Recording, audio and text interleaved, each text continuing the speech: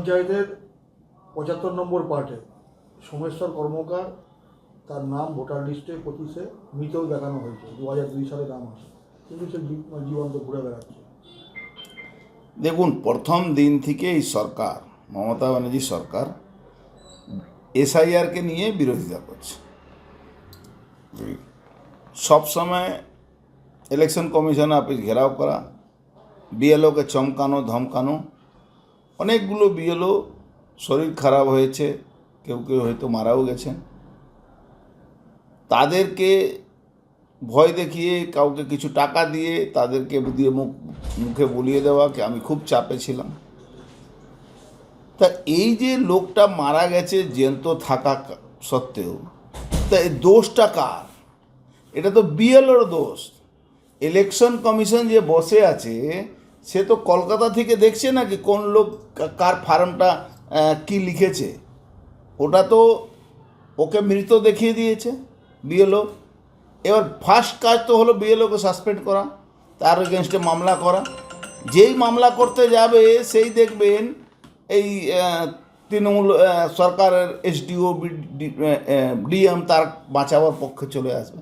আপনি জানেন ইতিমধ্যে প্রথম ক্ষেপেই যে যারা ওই তথ্য আপলোড করবে, যে কাদের ভোটার লিস্টে নাম থাকবে না থাকবে, তাদের মধ্যে 5 জনের নামে এফআইআর করার জন্য বলেছিল, সাসপেন্ড করার জন্য বলেছিল। সাসপেন্ড করেছে, এফআইআর করেনি। এর জন্য দিল্লিতে চিফ সেক্রেটারিকে তলব করতে হয়েছিল। তো এই সব ভুলগুলো, এটা হয়তো কোথাও ভুল হয়েছে, আর যদি ভুল না হয়ে থাকে তাহলে বিএলও জেনে শুনে এটা করেছে। এটা একটা টিআরপি নিউজ করার জন্য এইসব খেলা হচ্ছে। নির্বাচন কমিশনকে দায়ী করেছে। আচ্ছা, নির্বাচন কমিশন তো এসে বিএলওর মাধ্যমে তো এটা হচ্ছে। এর মধ্যে নির্বাচন কমিশন কোথা থেকে এসে গেল?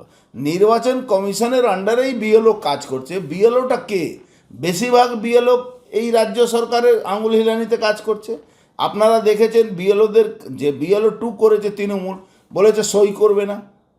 তাহলে যারা বিএলও 2 ছিল, বিএলও 1 সরকারি কর্মচারী, ওখানে আইসিডিএসকে ঢুকিয়ে দিয়েছিল, ওখানে কন্টেকচুয়ালকে ঢুকিয়ে দিয়েছিল। বলছে কি আমাদের কাছে নেই। সরকারি আজকে কোনো সরকারি চাকরি পাওয়া লোক যদি বিএলও হতো, তার এগেনস্টে আপনি মামলা করতে পারেন, বা তাকে সাসপেন্ড করা যেতে পারে, তাকে ডিসমিস করা যেতে পারে। নিশ্চয়ই কোনো আইসিডিএসের কর্মী বা আশা কর্মী বা কন্টেকচুয়ালকে দিয়ে এইটা করানো হয়েছে। জেঠিয়া পঞ্চায়েতের সামনেই বাড়ি।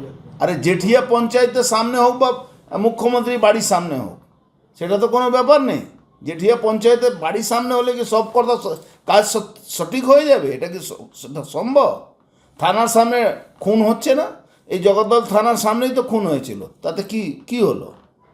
আজ পর্যন্ত কিছু হয়েছে? ওটা নিয়ে কোনো সমস্যা নেই। সমস্যা হয়েছে লোকের নাম মৃত দেখিয়েছে, বিএলওকে ইমিডিয়েট সাসপেন্ড করা দরকার।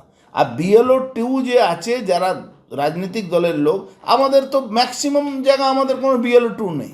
বিজেপি লোকরা তো, তৃণমূলে তো বিএলও 2 ছিল, অন্য রাজনৈতিক দলে তো বিএলও 2 ছিল। তারা এইটা নিয়ে কেন দেখেনি কি আমার বুথে অমুক লোক মারা যায়নি আর তাকে মৃত্যু বলে ঘোষণা করে দিয়েছে? বুঝতে পারছেন তো? তো এইটা ইমিডিয়েট বিএলও এগেনস্টে এফআইআর করে, তাকে সাসপেন্ড করে, তাকে তার জেল ঢোকানো দরকার আছে।